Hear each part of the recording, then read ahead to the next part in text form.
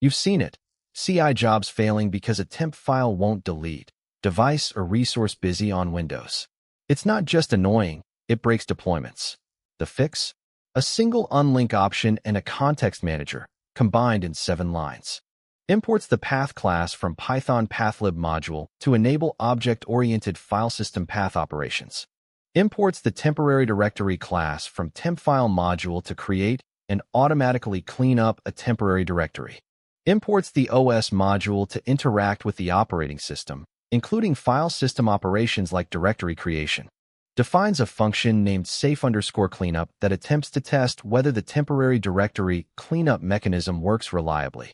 Enters a temporary directory context which creates a new temporary directory on disk and assigns its path to tempdir, ensuring it will be deleted upon exiting the block. Constructs a path object pointing to test.txt inside the temporary directory using the / operator for path concatenation. Writes the string test as UTF-8 content into the test.txt file represented by the fpath object, creating the file on disk.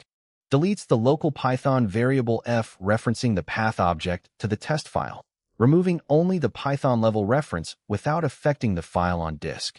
Recreates a new path object for test.txt and calls unlink with missing_k set to true to delete the file, suppressing errors if the file does not exist. After the with block ends and the temporary directory has been automatically deleted, attempts to recreate a directory at the same path using os.makedirs. Checks whether a directory now exists at the tempdir path by constructing a path and calling exists, returning true if it does. Prints a message indicating whether cleanup passed by negating the return value of safe_cleanup, since the test expects the temporary directory to be gone after the with block.